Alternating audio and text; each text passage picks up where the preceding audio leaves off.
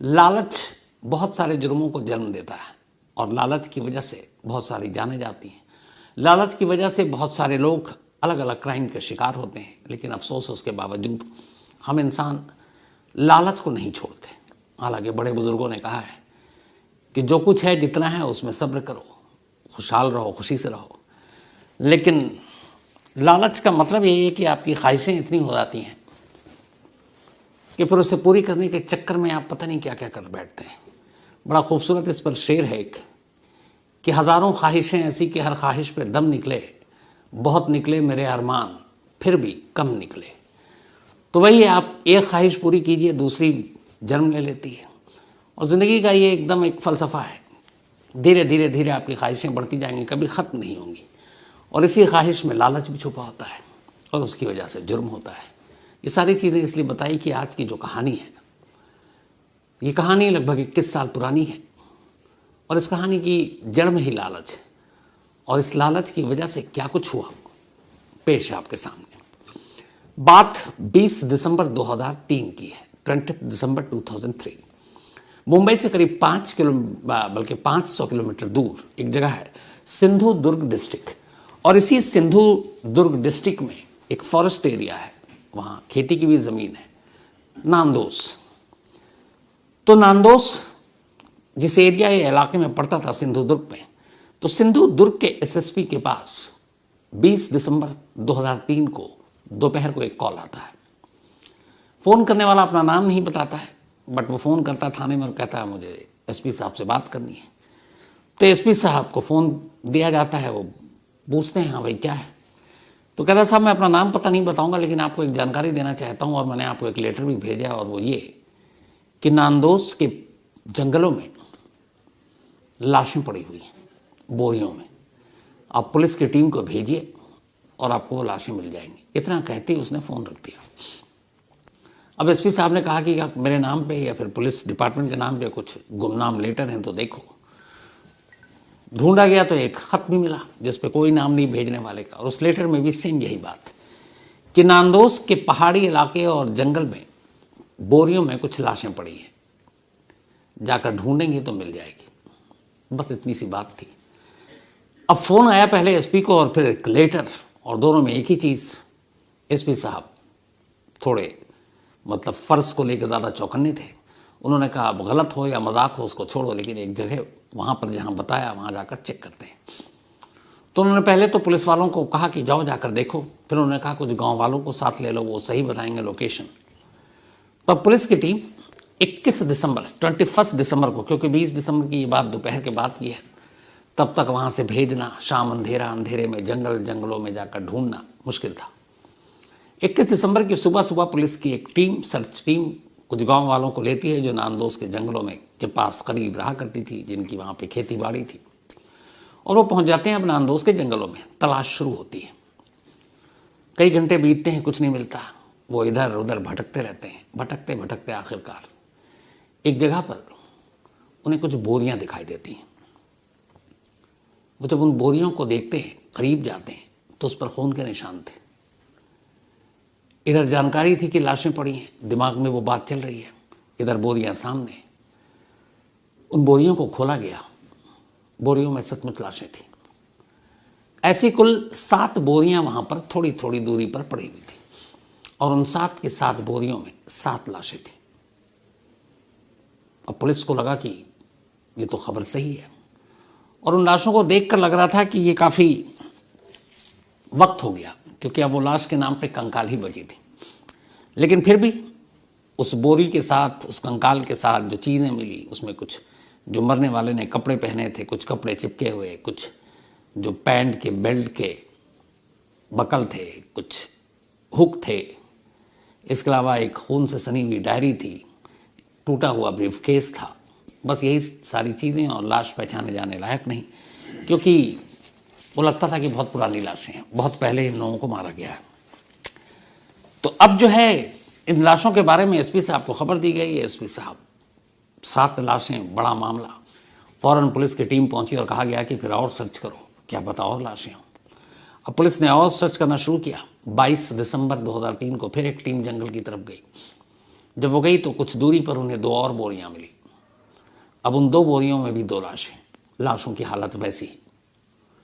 अब तब तक ये अखबारों में खबर आ गई, एक साथ एक जगह से 9 बोरियां, 9 लाशें। अब पुलिस इसके बाद भी जंगलों में खाक छानती रही, कुछ मिला नहीं, लेकिन फिर 29 दिसंबर को एक और बोरी मिली, उसमें भी एक लाश। तो कुल मिलाकर 10 बोरियां मिली नांदोस के उस जंगल से, और 10 बोरियों में कुल 10 लाशें थी। ये दिसंबर की बात थी। अब 10 लाशों से कोहराम मच गया कि आखिर कातिल कौन, क्या। लेकिन यहाँ पुलिस के सामने दिक्कत यह है कि मरने वाले की ही शिनाख्त नहीं हो रही है लाश देखकर। अब वो भेजा गया उसको कि भाई पोस्टमार्टम रिपोर्ट इन कंकालों का ही करो, बताओ कम से कम मौत कब हुई। फिर उनके सैंपल लिए गए, सुपर इम्पोजिशन के जरिए कुछ कंकाल ऐसे थे जिनके सर गायब थे, तो वो सारी चीज़ें, फॉरेंसिक की टीम लग गई। इधर नांदोस के एसएसपी ने पूरे महाराष्ट्र में जितने भी मिसिंग पर्सन थे उसके बारे में रिपोर्ट मंगानी शुरू कर दी, और पूरे हर थाने के, महाराष्ट्र के हर डिस्ट्रिक्ट में भेजा गया कि भाई अगर कुछ लोग मिसिंग हैं। उन 10 कंकालों में से 2 कंकाल को देखकर लग गया था कि ये बच्चों की लाशें, 2 महिलाओं की थी और बाकी 6 पुरुष थे। अब तफ्तीश शुरू हुई, कोई सुराग नहीं मिल रहा है, मरने वाले की शिनाख्त नहीं हो रही है। बट धीरे धीरे ये पुलिस की मेहनत रंग लाई। जब मिसिंग कंप्लेंट और सारे थानों को भेजा गया तो फिर कुछ थानों से नांदोस पुलिस को वापस रिपोर्ट मिली, कहा कि साहब कुछ लोग आए हैं और कुछ मिसिंग लोग हैं और वो गायब है, और उनको गायब हुए हुए करीब करीब 2 महीने से ज़्यादा हो चुका है। जो सारे केस थे वो अक्टूबर के थे, अक्टूबर में ही गायब हुए थे अलग अलग इलाकों से। अब पता चला कि कौन है वो अक्टूबर से गायब हुआ, तो पता चला कि और सितंबर में भी। तो उन लोगों के बारे में पूरी लिस्ट निकाली गई जो गायब हैं। अब उनमें से जो मैच कर रहा था तारीख, मिसिंग, और यहाँ जब बॉडी मिली, इस दौरान में पोस्टमार्टम रिपोर्ट आई कि ये मौत करीब 2 महीने के आसपास या उससे पुरानी है, बल्कि 3 महीने भी हो सकता है। तो ऐसे लोग जो 2-3 महीने से गायब थे और उनकी तादाद कितनी थी, जब वो मैच किया गया तो फिर पुलिस ने उन लोगों के डीएनए सैंपल लिए और इन लाशों के साथ उन सैंपल का मिलान कराया। इत्तेफाक से कुछ के सैंपल मिल गए, फिर धीरे धीरे बाकी लोगों से मिलान किया रहा। इसमें काफ़ी वक्त लगा, लेकिन आखिरकार 10 के 10 जो बोरियों में लाशें मिली थी उन सब का मिलान हो गया। अब जो सारी चीज़ें मिलान हुई तो पता चला कि इनमें जो 2 लोग थे, एक का नाम था शंकर सरागे, ये गोरेगांव के रहने वाले थे, और दूसरे हेमंत ठकारे, ये रत्नागिरी के थे। ये दोनों अपने घरों से निकले थे और उसके बाद कभी लौटे नहीं। ये 2 वो लोग थे जिनकी लाश मिली थी। इसके बाद पता चला कि अक्टूबर में 4 लोग पुणे से निकले थे। इनमें से एक जिनका नाम विजयानीश दुधे, दूसरे का दादा साहब चौहान, तीसरे का संजय गवारे, और फिर एक विनायक। तो विनायक जो था वो विसल बदलापुर का था। तो ये चारों एक साथ निकले थे और ये भी गायब थे।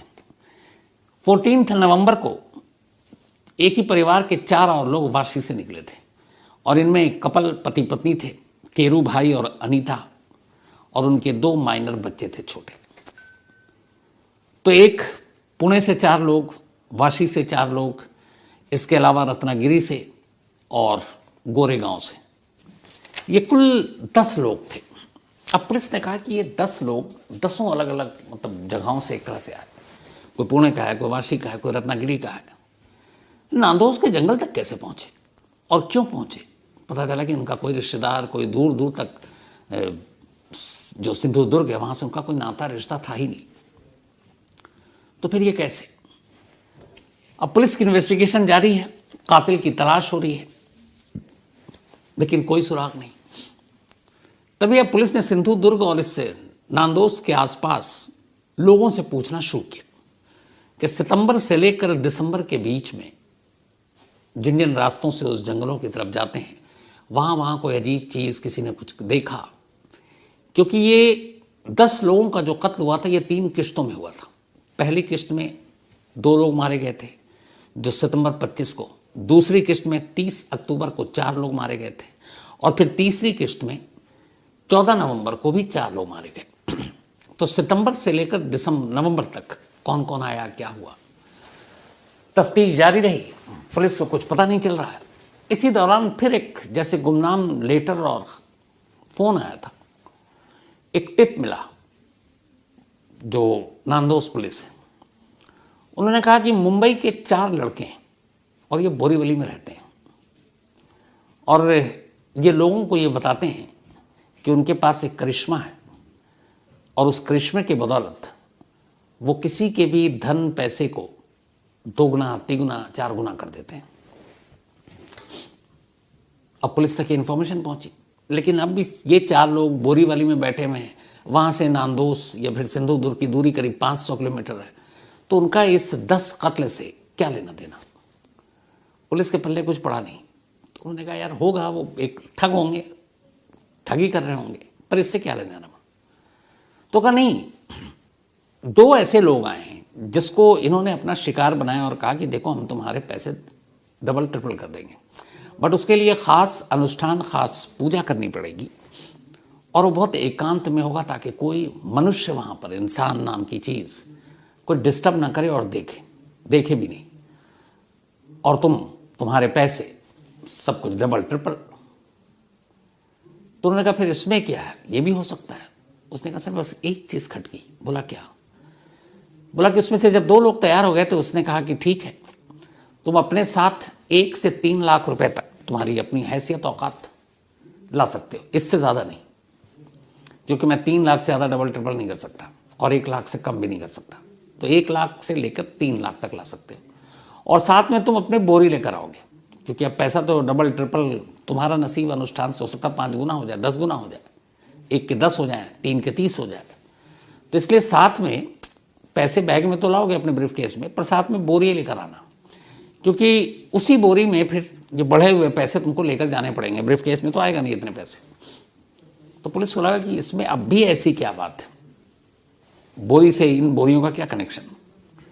तब उसने आखिरी चीज़ बताई, उसने कहा सर उसने लोकेशन बताया था, जिन लोगों के पैसे डबल ट्रिपल करने थे उसने उन दोनों को इसी सिंधुदुर्ग डिस्ट्रिक्ट के उसी नांदोस फॉरेस्ट एरिया के जंगल में दावत दी थी कि वहाँ हो, वहीं पूजा होगी और वहीं तुम्हारे पैसे डबल ट्रिपल होंगे। जैसे ही ये नांदोस के जंगलों की बात सुनी, पुलिस का माथा ठनका, जाल बिछा और बोरीवली से 4 लड़कों को गिरफ्तार किया गया।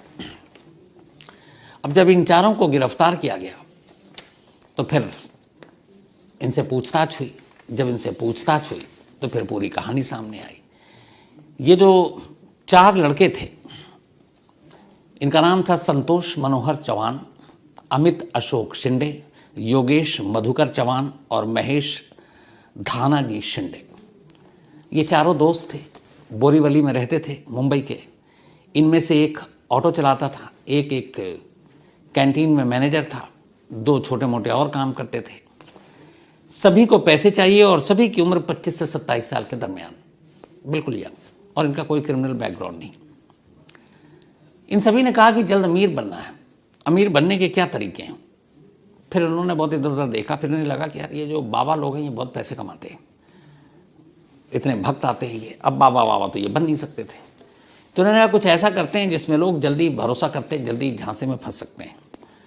तो उन्होंने कहा कि चलो लोगों को लूटते हैं, और ऐसे लूटते हैं कि उनके पैसे डबल ट्रिपल 5 गुना 10 गुना तक कर देंगे और अपने पास पैसे आ जाएंगे। तो शुरुआत में ये था कि लोगों को लूट कर निकल लेंगे, लेकिन इन्हें लगा कि एक बार चेहरा वेहरा देख लेगा तो फिर कौन छोड़ेगा, तो पकड़े जाएंगे। तब इन्होंने फिर कहा कि नहीं, लूटना भी है और सबूत भी ख़त्म करना है। अब इसके बाद इन्होंने पूरी तैयारी की। सबसे पहले ये मुंबई में ही अपने ऐसे कुछ टारगेट को चुनते जिनके बारे में इन्हें पता चलता था कि ये अंधविश्वासी है, ये लालची है और इसके पास ठीक ठाक पैसे हैं। फिर वो उसको भरोसा जीतता कुछ अपने जादू मंत्र दिखाकर। फिर कहता कि देखो हमारे पास एक करिश्मा है, एक शक्ति है, तुम्हारे पैसे डबल ट्रिपल कर देंगे, हमारी इस कोई मोह माया नहीं, ऊपर वाले ने शक्ति दी है तो भलाई करूँगा। और कुछ वो कर देता अपने जादू मंत्र के थ्रू, वहाँ पे छोटी मोटी चीज़ें, और वो दे भी देता। सपोज 500 है, उसको 1000 रुपये पकड़ा जाता, वो भी फ्री में 500 एक्स्ट्रा। यहीं पे वो लालच का पहला शिकार होता। उसका जब वो उसके शिकंजे में आ जाता तब उससे कहता कि देखो मेरी हैसियत है, ऊपर वाले ने जो शक्ति दी है वो ये दी कि मैं 1 से 3 लाख को ही डबल ट्रिपल या 5 तुम्हारा नसीब कर सकता हूँ। इससे ज़्यादा रकम नहीं कर सकता एक बार में। अब सामने वाला तैयार हो गया, फिर ये उससे कहता कि ठीक है, अब तुम्हें जैसा जैसा कहूँगा तुम वैसा वैसा करना।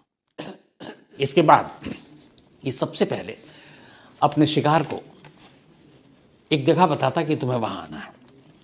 जगह बताने के बाद ये उसके लिए खुद बस के टिकट करवाता, कभी किसी को वैसे नहीं बुलाया।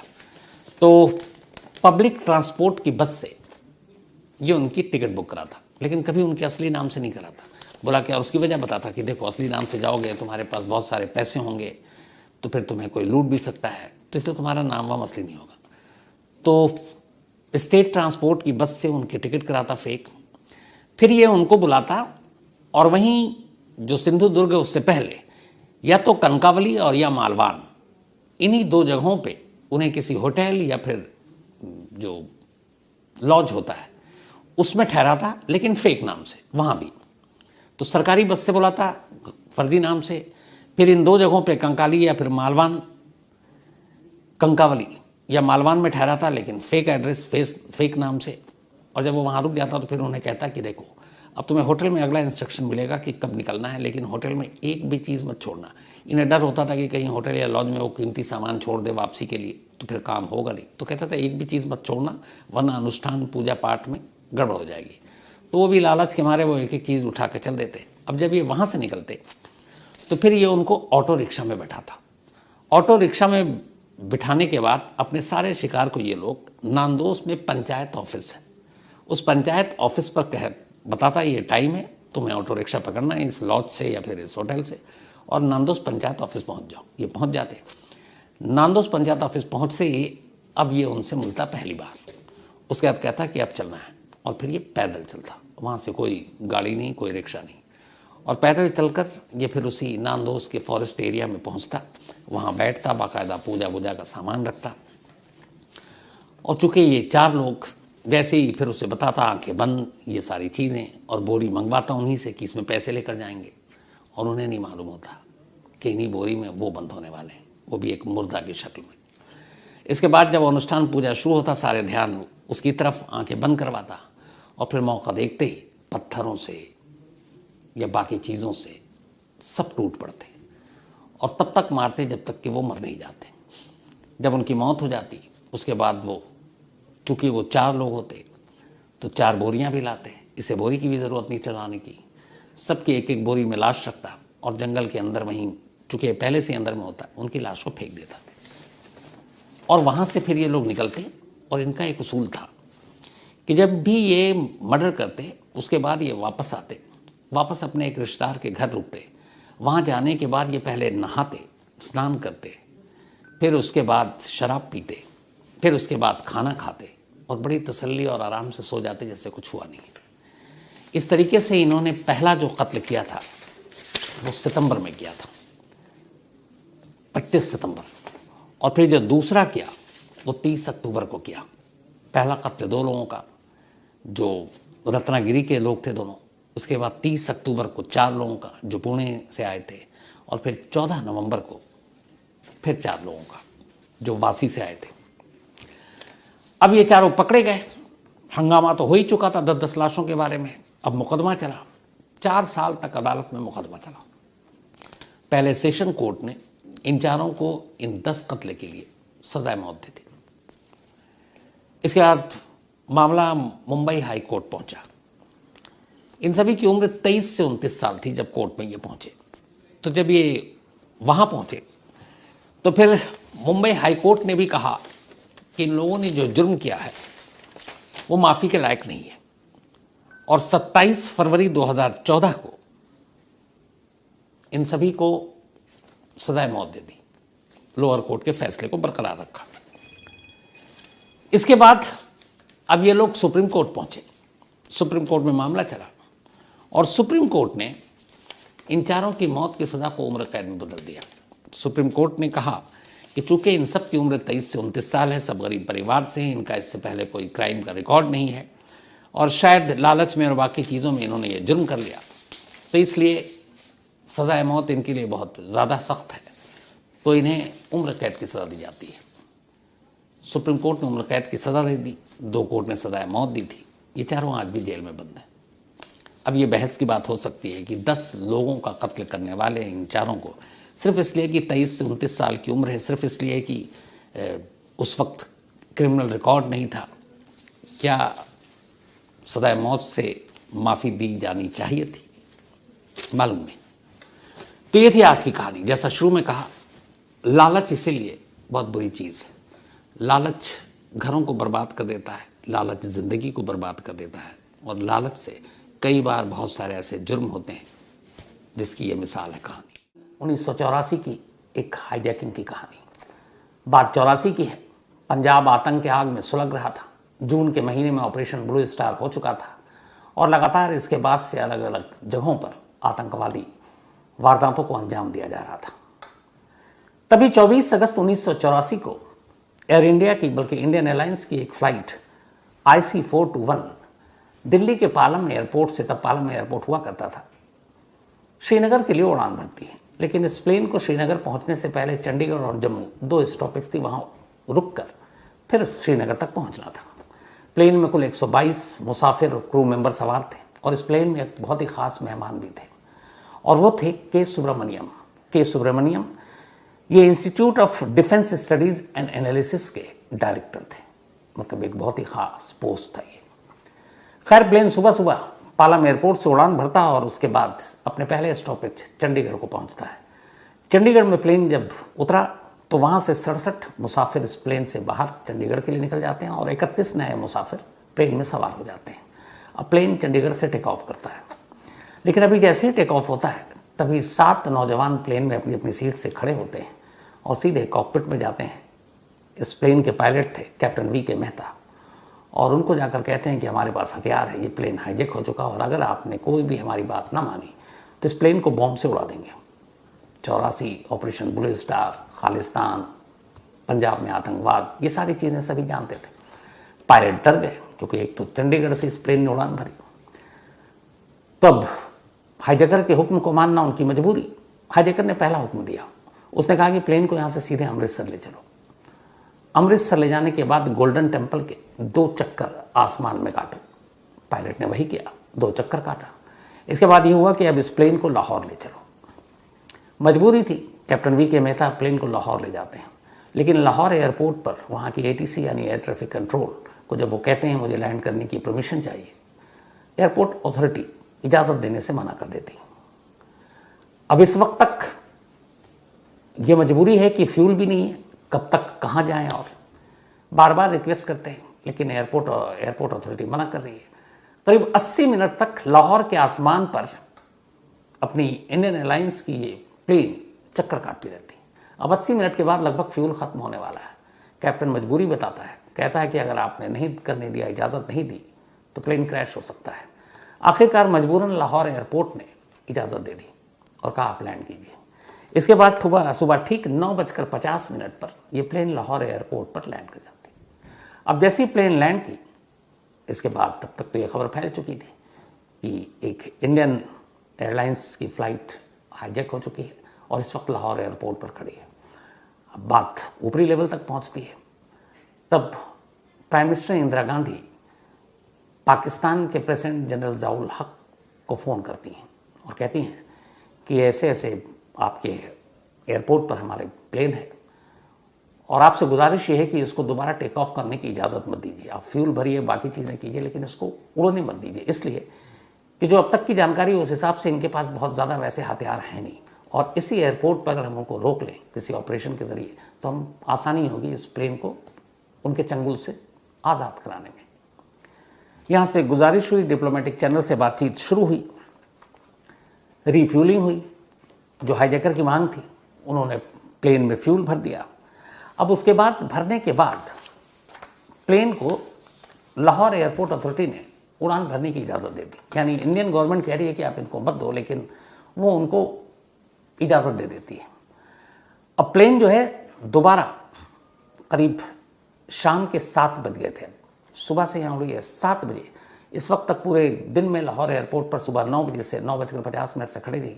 7 बजे आखिरकार भारत सरकार की गुजारिश के बावजूद पाकिस्तानी अथॉरिटी लाहौर एयरपोर्ट इस प्लेन को टेक ऑफ करने की इजाज़त दे देता।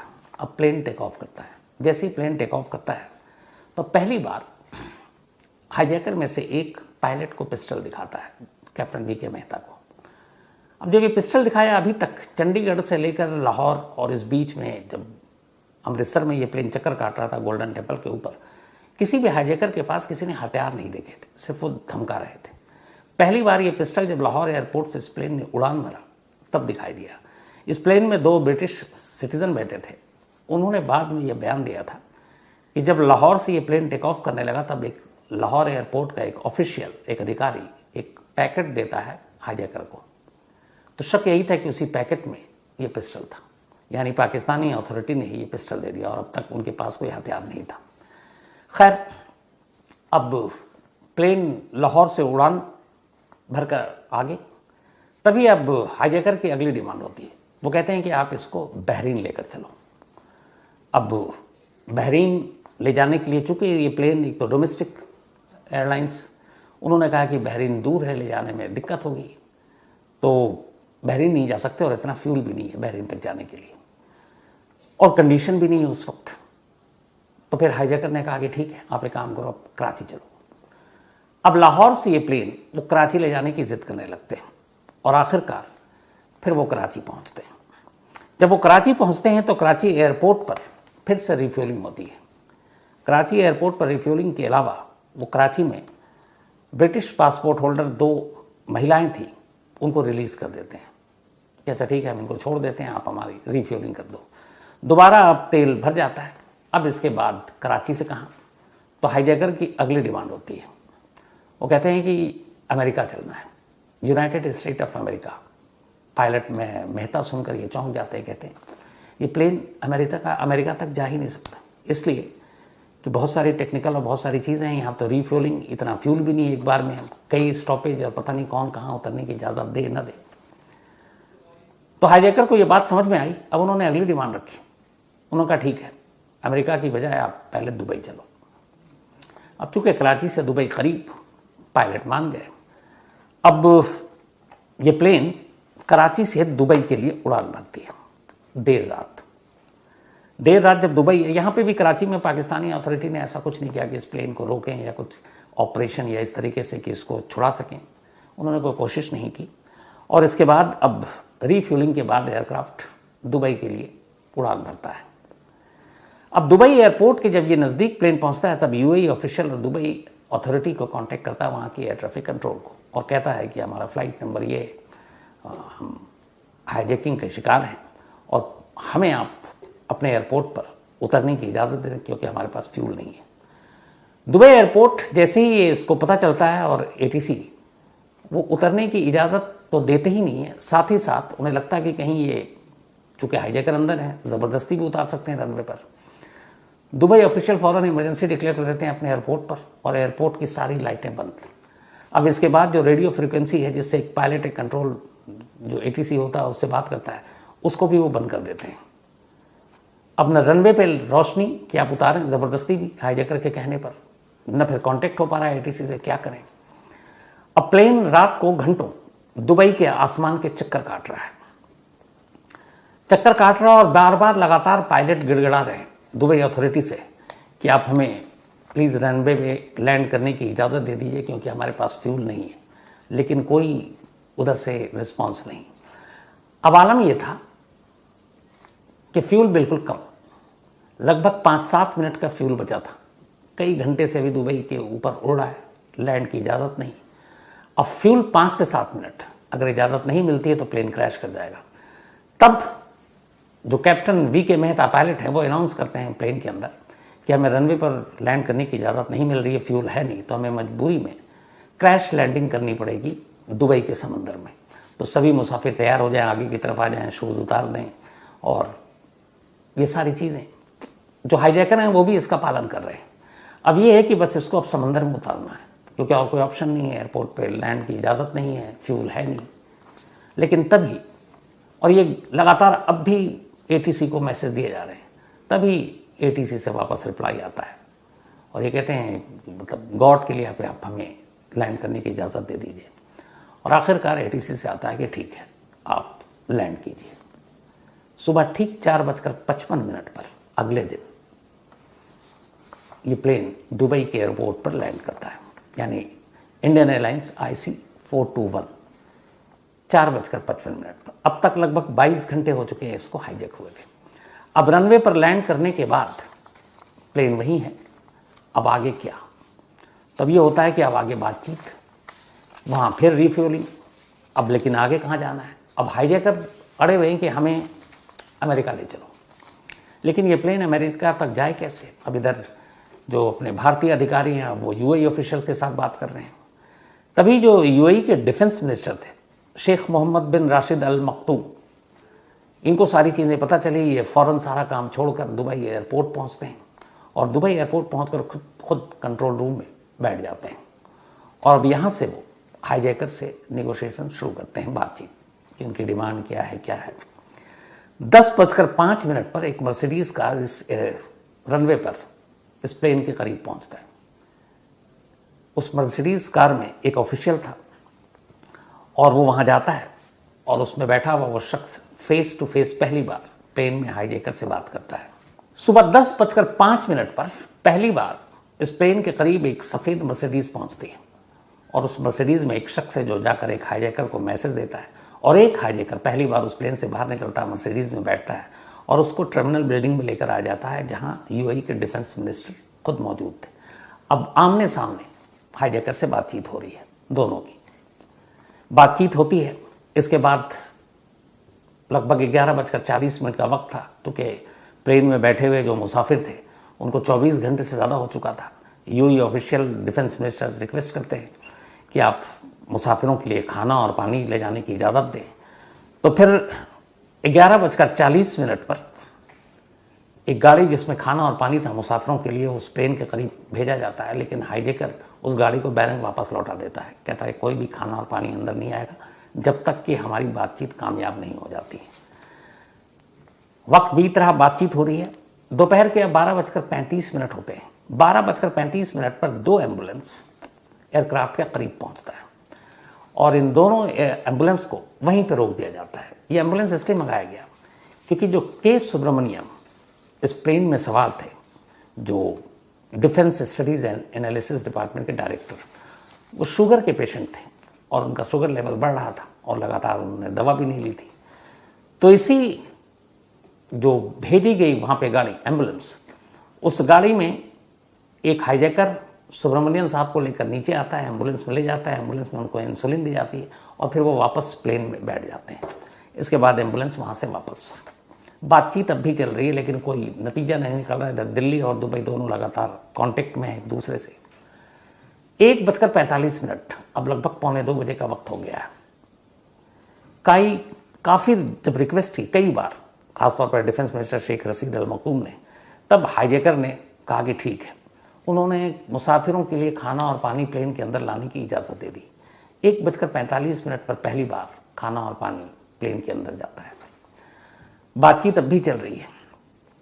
अब ये जो बातचीत थी इसमें तो लगभग 2 बजे के बाद एक चीज़ क्लियर हुई। हाईजैकर ने डिमांड रखी 2। उन्होंने कहा कि हम इस प्लेन और इसके मुसाफिरों को आज़ाद कर देंगे। 2 डिमांड है हमारी। पहली, हमें यहाँ से जो अमेरिका भेज दीजिए और अमेरिका में हमें राजनीतिक संरक्षण मिल जाए, और दूसरा, कोई हमें अरेस्ट ना करे। अब ये 2 शर्तें थी, अमेरिका जाना और वहाँ पे संरक्षण मिलना, और इसमें कोई गिरफ्तारी अरेस्ट की बात नहीं आनी चाहिए। अब जब ये डिमांड आई तो अब अमेरिका जाने का फैसला या उनको भेजने का फैसला UAE अथॉरिटी तो ले नहीं सकती थी, ना डिफेंस मिनिस्टर ले सकते थे। तो फ़ौरन दुबई में मौजूद US कौंसल जनरल, उनको एयरपोर्ट बुलाया गया कि बहुत इमरजेंसी आप आ जाइए। तो US कौंसल जनरल उस वक्त डेविड स्टॉकवेल थे। वो पहुँचते हैं दुबई एयरपोर्ट, उनको सारी चीज़ें बताई जाती है। जब बताई जाती हैं तो फिर वो कहते हैं कि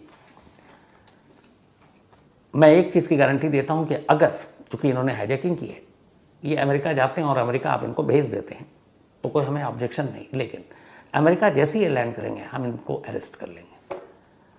अब ये कहकर उन्होंने कहा कि हमारा पोजीशन बिल्कुल क्लियर है और इससे आगे हम कुछ नहीं कर सकते। तो ये बातचीत भी नाकाम हो गई। अब इसी बीच में जब ये अमेरिका ने मना कर दिया, बताया गया डिफेंस मिनिस्टर के थ्रू कि ऐसी ऐसी सिचुएशन है, तो अब हाईजैकर ने एक नई डिमांड रखी। उन्होंने कहा ठीक है, आप अमेरिका नहीं, आप हमें लंदन भेज दो। उस वक्त लंदन में भी खालिस्तानी मूवमेंट बहुत ज़ोर से चल रहा था। तो फिर बताया गया कि लंदन डायरेक्ट आप कैसे जाओगे। तो ये हुआ कि जो एक स्टॉप इस्तांबुल होना चाहिए। अब इधर इतना टाइम हो गया है कि अथॉरिटी और हमारी सरकार को भी लग रहा है कि कुछ गड़बड़ ना हो। तो अब इस्तांबुल में भी तैयारी हो रही है, बातचीत चल रही है कि हमारी एक हाईजेक प्लेन वहाँ पे लैंड कर सकती है, रिफ्यूलिंग करनी है। उधर लंदन में भी बात हो रही है और ये सारी तैयारी चल रही है। और इधर खुद डिफेंस मिनिस्टर जो हैं वो भी अभी तक नेगोशिएशन कर रहे हैं इन हाईजेकर से। करीब शाम के अब 4 बज गए थे, अभी तक बातचीत का कोई नतीजा नहीं निकला था। अब इसके बाद उन्होंने अचानक एक धमकी दी। उन्होंने कहा कि सुब्रमण्यम को कहा कि तुम बात करो अपनी सरकार से। सुब्रमण्यम चूंकि गवर्नमेंट ऑफिशियल, उन्होंने कहा कि अगर हमारी मांग नहीं मानी गई तो अब हर आधे घंटे बाद एक एक मुसाफिर को हम गोली मारकर प्लेन से बाहर फेंकना शुरू कर देंगे और इसकी शुरुआत होगी खुद आपसे, यानी सुब्रमण्यम साहब से। अब ये मैसेज चला गया, लेकिन शुक्र है कि अगला आधा घंटा बीता और उसमें कुछ किसी को मारा नहीं गया। अब इधर बातचीत चल रही है, तभी बिल्डिंग से फिर 2 और नए हाईजैकर गए कि चलो अब मैं बात करता हूँ डिफेंस मिनिस्टर से यूएई के।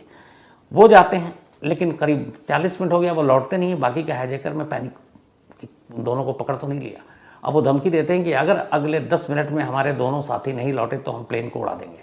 तो खैर अगले 10 मिनट में दोनों हाईजैकर फ़ौरन वापस प्लेन में आ जाते हैं, लेकिन अभी तक का कोई रास्ता निकल नहीं रहा है। अब शाम हो गई है, 6:50 का वक्त होता है। बातचीत लगातार चल रही है। यूएई के डिफेंस मिनिस्टर अब भी टर्मिनल पर हैं। इंडियन अथॉरिटी के बहुत सारे अफसर वहाँ पहुँच चुके हैं। दिल्ली की लगातार नज़र है इस हाईजैकिंग पर, और उधर बातचीत हो रही है हाईजैकर से, खुद डिफेंस मिनिस्टर कर रहे हैं यूएई के। 6:50 पर पहली बार अब दुबई के चीफ ऑफ पुलिस कर्नल दही खालफान मीडिया के सामने आते हैं और खबर देते हैं।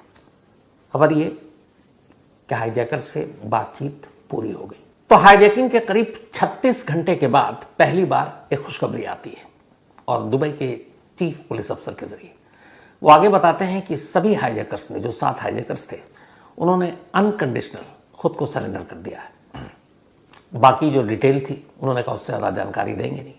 उन्होंने ये भी बताया कि अब 7 के 7 हाईजैकर यूएई अथॉरिटी के कब्जे में है, उनको डिटेन कर लिया है हमने, और प्लेन अब खाली है, हमारे ऑफिशियल प्लेन के अंदर दाखिल हो चुके हैं।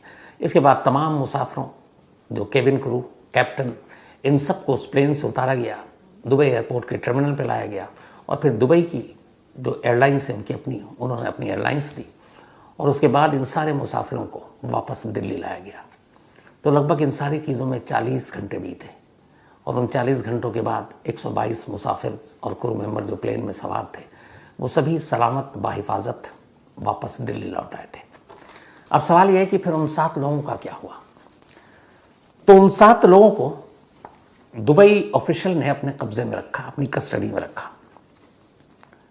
इसके बाद अब भारत सरकार कह रही है कि आप उनको डिपोर्ट कर दिए हमारे पास, क्योंकि उन्होंने हमारा प्लेन हाईजैक किया, वो हमारे मुजरिम हैं। लेकिन दुबई अथॉरिटी की मुश्किल ये थी कि उन्होंने उन 7 से वादा किया था कि ठीक है हम तुमको वहाँ भेजेंगे नहीं, अब क्या करें। तो अब इसको लेकर बातचीत चल रही है भारत और दुबई ऑफिशियल के बीच में। तो आखिरकार जब ये सारी बातचीत हो गई और भारतीय ऑफिशियल ने पूरी तरह से समझाया यूएई गवर्नमेंट को, तो फिर यूएई ऑफिशियल ने इन 7 हाईजैकर के सामने 2 ऑप्शन रखे। उन्होंने कहा ये 2 ऑप्शन है, और इनमें से जो तुम्हें बेहतर लगे बता दो, हम तुम्हारे साथ वही करेंगे।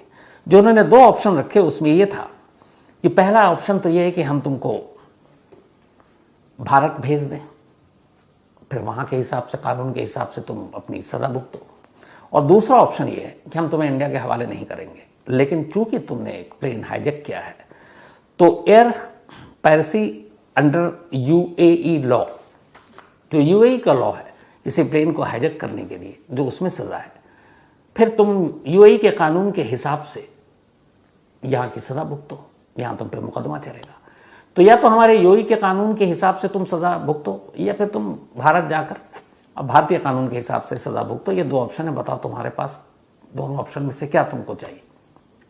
अब 7 हाईजैकर ने जब पता किया तो पता चला कि भारत में तो चलो मुकदमा लड़ लेंगे, कुछ साल की सज़ा भी हो जाएगी। पता चला यूएई में सज़ाए मौत है। उन्हें पता है कि यहाँ कुछ भी कर लूँगा तो मौत से तो बचूंगा नहीं। तो फिर उन्होंने दूसरा ऑप्शन चुना उन्होंने खुद ही कहा कि आप हमें भारत भेज दो, और इसके बाद कुछ वक्त के बाद उन 7 को भारत भेज दिया गया। और इस तरह से ये पूरा हाईजैकिंग का एक जो ऑपरेशन और उसके बाद की सारी चीज़ें ख़त्म हुई।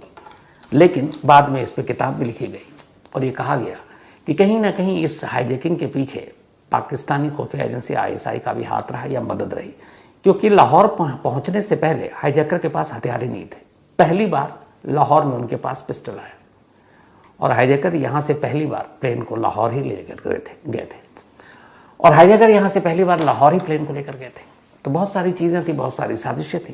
खैर, अच्छी चीज़ ये रही कि ये पूरा जो ये हाईजैकिंग का ड्रामा था, इसका अंत बहुत ही अच्छा रहा। किसी भी मुसाफिर या क्रू मेंबर को कोई तकलीफ नहीं पहुंची, न किसी को कोई चोट पहुंची।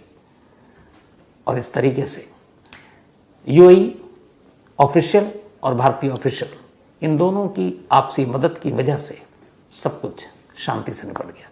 तो कहानी सुनाऊं उससे पहले एक दूसरी कहानी आपको सुनाता हूं। बात अभी 28 जुलाई की है, मतलब 4 दिन पुरानी। यूपी में एक जगह है बलिया, और इसी बलिया के एक डिस्ट्रिक्ट अस्पताल में एक महिला इलाज के सिलसिले में पहुंचती है। वो वहाँ अस्पताल जाती है, अपना जो भी डॉक्टरों से मिलती है। मिलने के बाद वो जब बाहर आती है, अस्पताल के दरवाजे के बाहर दहलीज के करीब एक शख्स सड़क किनारे बैठा उसे मिलता है। वो महिला उसे बहुत गौर से देखती है।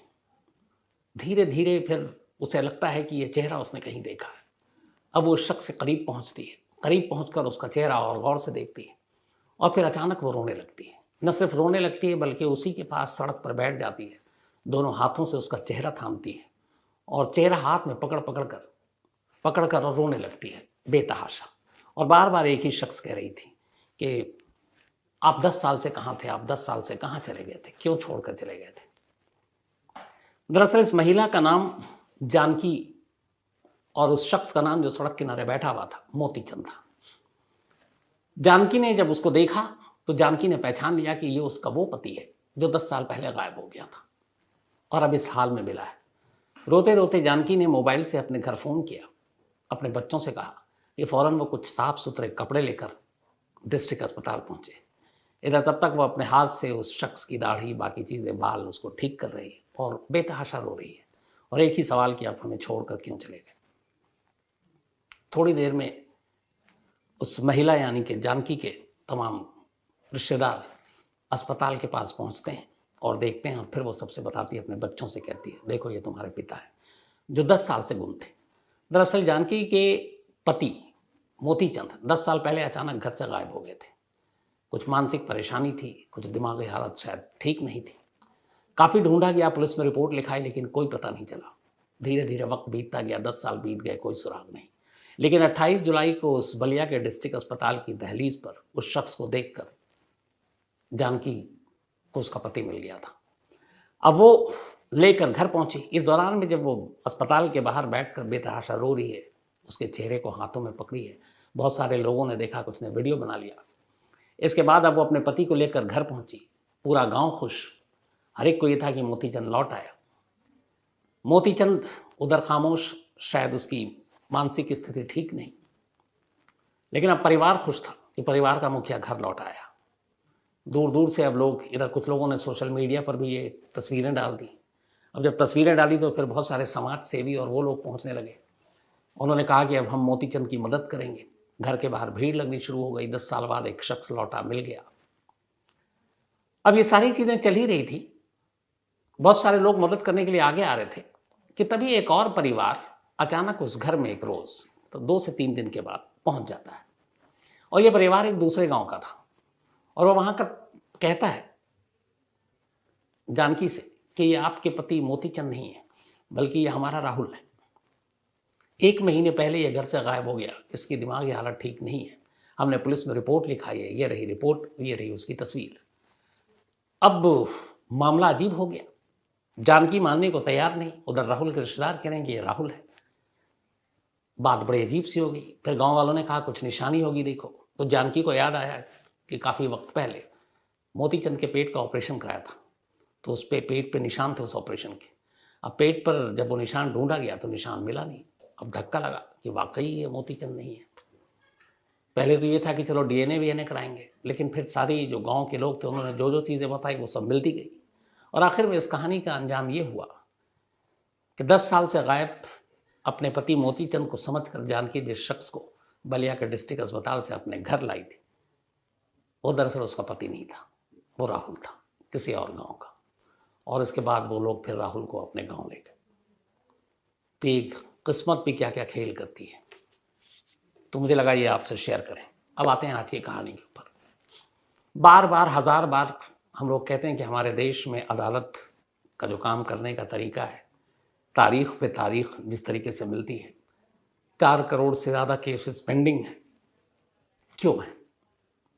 आज की जो कहानी है उसको सुनने के बाद शायद आप भी यकीन ना करें कि सच में ऐसा हो सकता है क्या। दिल्ली में सुप्रीम कोर्ट है, और सुप्रीम कोर्ट से अगर मैं दूरी नापूं तो दिल्ली और फिर नोएडा और फिर उसको क्रॉस करके एक बुलंदशहर जगह है। तो अगर सुप्रीम कोर्ट से मैं बुलंदशहर की दूरी नापूं तो करीब 100 किलोमीटर, अंदाजन आप मानकर चलिए, 2-4 आगे पीछे हो सकता है, पर 100 किलोमीटर। यानी इस देश की सबसे बड़ी अदालत से एक दूसरी अदालत जो बुलंदशहर में है उसकी दूरी है 100 किलोमीटर। और इसी सुप्रीम कोर्ट से उस दूसरी अदालत के बीच में ये फासला बिल्कुल 100 किलोमीटर का होगा, लेकिन एक मुकदमा है जो पिछले 50 सालों से उस अदालत में आज तक शुरू नहीं हुआ, बल्कि शुरू होने का इंतजार कर रहा है। फैसले आने में बरसों लगते हैं तो आपने सुने होंगे, लेकिन किसी मुकदमे का ट्रायल शुरू होने में 50 साल, और उसके बाद भी अभी शुरुआत नहीं, आज की तारीख में भी नहीं, कब होगी नहीं मालूम। ऐसी कहानियां कम ही मिलती हैं अदालत से बाहर आई हुई, लेकिन यह हकीकत है। तो यहां एक ऐसा कत्ल जो 12 साल के बच्चे का हुआ, उस कत्ल के मुकदमे की अभी शुरुआत नहीं हुई 50 सालों में, लेकिन ऐसे ही एक दूसरा कत्ल, बल्कि डबल मर्डर, आरुषि और हेमराज का, याद होगा आपको।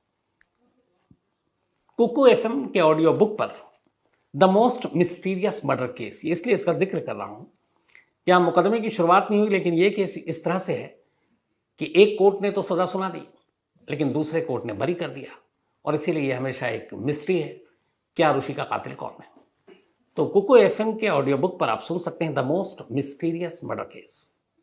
कुकू एफएम देश का बेस्ट ऑडियो शो प्लेटफॉर्म है, जिसके 15 लाख से ज़्यादा एक्टिव हिंदी पेड सब्सक्राइबर हैं, और यहाँ हर महीने 4200 घंटे के कंटेंट्स के साथ ये लगातार बढ़ रहा है। कुकू एफएम ऐप पर 10,000 से ज़्यादा ऑडियो बुक हैं, जिसे आप कहीं भी कभी भी सुन सकते हैं, हिंदी में सुन सकते हैं। इसमें biography, business, crime, entertainment, politics, तमाम बुक हैं। क्राइम तक फैमिली के लिए इस वक्त एक खास ऑफर है। कुकू एफएम ऐप के पहले महीने के सब्सक्रिप्शन पर पूरी क्राइम तक फैमिली के लिए 50% डिस्काउंट है। यानी पहले महीने के लिए सिर्फ 49 रुपये में आपको 10,000 ऑडियो बुक का ऐसा खजाना मिलेगा जिसे आप जहां चाहें सुन सकते हैं और अपना ज्ञान बढ़ा सकते हैं।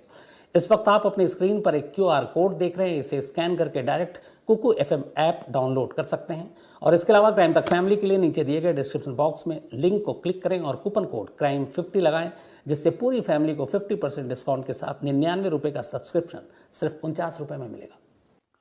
बात है 1972 की, 16 नवंबर 1972, 16 नवंबर 1972। इस बुलंदशहर के करीब एक जगह है सिकंदराबाद।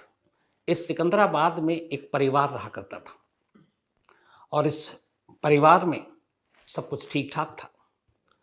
लेकिन तभी 16 नवंबर 1972 को शेर सिंह नाम का ये जो शख्स है, जिनका पूरा परिवार रहा करता था, उनका एक बेटा जिसकी उम्र सिर्फ 12 साल थी, खेत में उसकी लाश मिलती है। मामला कत्ल का था, 12 साल के बच्चे का कत्ल। शेर सिंह बच्चे की लाश उठाता है, कुछ लोग पुलिस को खबर देते हैं, पुलिस मौके पर पहुंचती है। वो खेत और नहर एक था, उसी के करीब ये लाश मिली थी। तो पुलिस को खबर दी जाती है, पुलिस मौके पर पहुंचती है, लाश का पोस्टमार्टम होता है। उसके बाद अब शेर सिंह अपने बेटे के कातिलों के नाम लेकर एक FIR लिखाते हैं। उन्होंने कहा कि उनके बच्चे का 12 साल का जो कत्ल हुआ है वो ज़मीन के झगड़े में हुआ है, और गांव के ही कुछ लोगों से उनका ज़मीन का झगड़ा, और उन्होंने धमकी दी थी कि अगर तुमने हमारी बात नहीं मानी तो तुम्हें और तुम्हारे परिवार को नुकसान पहुंचाएंगे। और वही किया, बदला लेने के लिए शेर सिंह के एक 12 साल के मासूम बच्चे को मार डाला। इसके बाद अब उसी सिकंदरा बुलंदशहर के पास जो पिलखवा है उसी पुलिस स्टेशन में एक एफआईआर लिखी गई। ये एफआईआर लिखी गई 16 नवंबर 1972 को ही। एफआईआर में शेर सिंह ने 4 लोगों के नाम लिखाए अपने बेटे के कातिल के तौर पर। ये जो 4 नाम थे इनमें एक था चंदर सिंह, एक श्रीराम, एक मूर्ति देवी और एक सत्यवीर। ये 4 लोग थे। 16 नवंबर 1972 एफआईआर दर्ज हो गई। एफआईआर दर्ज करने के बाद पुलिस ने दबिश डाली और इन 4 को गिरफ्तार कर लिया। 4 को गिरफ्तार करने के बाद इनसे पूछताछ हुई। पूछताछ करने के बाद इन 4 को जेल भेज दिया गया। जेल भेज दिया गया। अब पुलिस अपनी चार्जशीट तैयार कर रही है। 6 महीने बीत गए। 6 महीने के बाद 4 जमानत पर बाहर आ जाते हैं। बाहर आने के बाद अब पुलिस चार्जशीट दाखिल करती है और कहती है मुकदमे की कार्रवाई शुरू की जाए। अब मुकदमे की कार्रवाई शुरू करने के लिए बुलंदशहर की जो जिला अदालत है, डिस्ट्रिक्ट कोर्ट, ये वही बुलंदशहर कोर्ट है जिसमें पाकिस्तान से आई सीमा ने भारतीय नागरिकता हासिल करने के लिए पिछले महीने एक अर्जी दी है और वहीं ट्रायल होना है। मैं उसी बुलंदशहर कोर्ट की बात कर रहा हूँ। तब ये मामला वहाँ चला गया। अब हुआ ये कि जब ये मामला वहाँ गया तभी वकील ने और ये जो 4 आरोपी थे, एक अर्जी डाली गई इस कोर्ट में और कहा गया कि ये जो ज्यूरिसडिक्शन है, ये 4 रहने वाले हैं सिकंदराबाद के। एक मामला उधर से मेरठ भी एक डिस्ट्रिक्ट में आता है, तो वक्त कम हो लगे और ज्यूरिसडिक्शन जो है वो किसी और अदालत का बनता है, तो इसीलिए मामले की सुनवाई बुलंदशहर कोर्ट में ट्रांसफर किया जाए। और ये पहले सिकंदराबाद और मेरठ में करना था। जो शुरुआत में मैंने कहा बुलंदशहर कोर्ट में ये नहीं था, पहले मेरठ और उसमें था। अब उसमें अर्जी लगाई गई कि चूंकि 4 आरोपी वहीं के हैं और जो वादी हैं शेर सिंह वो भी बुलंदशहर के रीजन में आते हैं, तो कत्ल का ये मुकदमा बुलंदशहर की जिला अदालत में चले।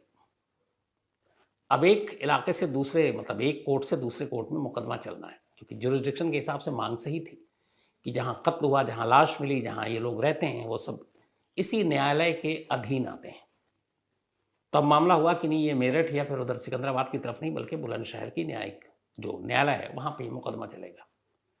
तो अदालत ने सुना दोनों को, दोनों तरफ से सहमत, वादी भी प्रतिवादी भी।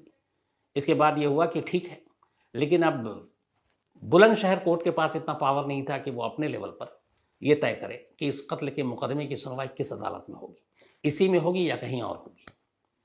तो बुलंदशहर के उस वक्त के जज ने एक अर्जी लिखी और भेज दिया इलाहाबाद हाई कोर्ट।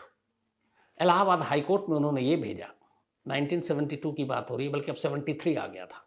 6 महीने बीत गए थे, ये नवंबर में कत्ल हुआ था, तो करीब ये अप्रैल मई की बात है। तो वहाँ भेजा गया सिर्फ ये लिखने के लिए इलाहाबाद हाई कोर्ट में कि 12 साल के एक बच्चे का कत्ल हुआ है, 4 लोग इसमें आरोपी हैं, 4 इस वक्त अब जमानत पर हैं, लेकिन मुकदमे का ट्रायल शुरू होना है। वाद विवाद इस बात पर है कि इस मुकदमे की सुनवाई किस अदालत में हो, बुलंदशहर में हो या किसी दूसरी अदालत में, तो आप हमें गाइड करें, आप हमें आदेश दें। ये इलाहाबाद हाई कोर्ट को बुलंदशहर की कोर्ट ने एक एप्लीकेशन लिख के भेज दी। अब सोचिए ये फैसला करने में या इसको वापस करने में कितना वक्त लग सकता है। भाई हाई कोर्ट है, कह देती कि नहीं आप ही कीजिए, चलो नहीं आपके नज़दीकी जो दूसरा कोर्ट है वहाँ कर लीजिए। 1973 में ये लेटर इलाहाबाद हाई कोर्ट को गया। आज 2023 है, 1973 और 2023, 50 ईयर्स, 50 साल हो गए। आज भी इलाहाबाद हाई कोर्ट से इस बात का जवाब नहीं आया कि कत्ल के इस मुकदमे की सुनवाई किस अदालत में होगी। 50 साल। और नतीजा ये कि इन 50 सालों में चूंकि इलाहाबाद हाई कोर्ट ने इस पर कोई नोटिस ही नहीं लिया, कभी जवाब नहीं लिखा, तो ये मुकदमा शुरू ही नहीं हुआ। सिर्फ इतना नहीं, 50 साल हो गए। जब 50 साल पहले इन 4 लोगों को पकड़ा गया था तब उनकी उम्र भी अलग अलग थी। जैसे एक उस वक्त 30 साल का, एक 35, एक 40। तो नतीजा ये हुआ कि 50 साल तक तो कुछ हुआ नहीं, फैसला हुआ नहीं। ये लोग फिर भी बुलंदशहर जब भी होता कोर्ट की एक औपचारिक कि आप लोग पेश हुई है, ये जाते हाजिरी लगाते हो चले जाते हैं, उनको कहा जाता कि एक बार इलाहाबाद हाई कोर्ट से फैसला आ जाए, तो फिर मुकदमे का ट्रायल शुरू करेंगे, लेकिन फिलहाल हाजिरी लगानी ज़रूरी है क्योंकि 4 आप जमानत पर है। अब दोनों तरफ, जिसके बेटे का कत्ल हुआ वो शेर सिंह, और जो आरोपी हैं वो भी इस बुलंदशहर की कोर्ट में जब भी इनकी तारीख दी जाती, जाते साइन करते और चले आते। मुकदमे की कार्रवाई शुरू नहीं हुई। धीरे धीरे वक्त बीता गया, 50 साल बीत गए। इन 50 सालों में उस 12 साल के मासूम बच्चे जिसका कत्ल हुआ, उसकी माँ की मौत हो गई, इकलौता बेटा था वो। उसके बाद जिनकी शिकायत पर FIR दर्ज हुई, यानी शेर सिंह, उनकी भी मौत हो गई। तब उस बच्चे के परिवार की तरफ से मुकदमा लड़ने वाला उस परिवार में कोई जिंदा ही नहीं है, पहली चीज। अब आइए 4 जिनको पकड़ा गया। उन चारों में से जो अलग अलग, एक सत्यवीर 1973 में, मतलब जिस साल ये मुकदमा चलना था, शुरू होना था, उसी साल उसकी मौत हो गई बीमारी से। मूर्ति देवी एक लौती महिला थी इस मामले में। 2016 में, अभी 7 साल पहले, उनकी भी डेथ हो गई क्योंकि उनकी उम्र हो चुकी थी। एक श्रीराम 2018 में, इनकी भी डेथ हो गई। अब सिर्फ एक बचे इस पूरे मामले में, जो FIR लिखा है, जिनका बेटा था। वो शेर सिंह इस दुनिया में नहीं है, उनकी पत्नी की पहले ही मौत हो चुकी है और कोई परिवार में है नहीं जो अब मुकदमा लड़ेगा। जो 4 आरोपी थे जिनके ऊपर कत्ल का इल्जाम था, उनमें से 3 मर चुके हैं। अब सिर्फ एक बचा इस पूरे केस में, और जो एक शख्स बचा है इस वक्त उसकी उम्र है 80 साल। नाम है चंदर। ये 4 लोगों में से एक है। जब ये कत्ल हुआ था तब इनकी उम्र थी 30 साल, अब 80 साल के। अब चंदर अभी भी हाजिरी लगाने लास्ट तक इसी बुलंदशहर कोर्ट में जाया करते हैं। अब उन्होंने अभी पिछले हफ्ते एक अर्जी लगाई है बुलंदशहर की कोर्ट में कि अब मेरी उम्र 80 साल हो गई, मैं बूढ़ा हो गया हूँ, बीमार हूँ, अब मुझसे बार बार गांव से इतनी दूर कोर्ट तक जाया नहीं जाता, इसलिए मुझे माफ कर दिया जाए। अब ये अर्जी गई। अब वकील साहब से पूछा गया इस अर्जी पे क्या होगा। तो अब यहाँ सवाल यह है कि माफ कौन करेगा। ये केस ऐसा हो चुका है। क्यों? माफी या सजा तब होती है जब कोई मुकदमे की शुरुआत होती है। यहाँ 1973 से 2023 आ गया। पिछले 50 सालों में अब भी इस बुलंदशहर कोर्ट को इंतजार है कि इलाहाबाद हाई कोर्ट से एक फरमान है, एक आदेश है कि इस कत्ल के मुकदमे को किस अदालत में चलाया जाए, बुलंदशहर में या फिर किसी और कोर्ट में। तो आया नहीं। कोर्ट का कहना हमने बार बार इधर से भेजा, रिमाइंडर पर रिमाइंडर, उसका भी जवाब नहीं आया। लोकल पुलिस कहती है अब इतना पुराना मामला हो गया, हम कहाँ इस पर ध्यान दें, 50 और हमारे ऊपर केस हैं जिसको हमें देखना है। इधर जिस बच्चे की मौत हुई उसकी तरफ से फरियादी कोई बचा नहीं। बाप था, उसकी भी मौत हो गई, माँ थी, उसकी भी मौत हो गई। जो 4 आरोपी थे, 3 उसमें से भी ऊपर निकल लिए। अब एक जो बचे वो 80 साल की उम्र है। अब अगर आज की तारीख में भी वो फैसला आ जाता है कि किस कोर्ट में ये मुकदमा चलेगा, तो आप अंदाज़ा लगाइए कि मुकदमा लड़ेगा कौन। जिसका कत्ल हुआ वो तो होना ही नहीं है दुनिया में। जो मुकदमा लड़ रहा था उसके माँ बाप वो भी नहीं है इस दुनिया में। परिवार का नज़दीकी कोई बचा नहीं है। जो 4 कातिल हैं उसमें से 3 निकल चुके हैं, आरोपी कातिल। एक जो है वो 80 साल के हैं। तो वकील किसके लिए, किसकी तरफ से क्यों लड़ेगा। और अगर आज ये शुरू होता है तो जिस केस को शुरुआत होने में भी अभी 50 साल हो गए, शुरू नहीं हुआ है, अगर ये शुरू भी होता है तो आने वाला कितना वक्त लगेगा, अंदाज़ा आप भी लगाइए। तो ये जो चौथे बचे हैं इकलौते, 80 के हो चुके हैं। अगर मान लीजिए अभी कल से ये मुकदमा शुरू होता है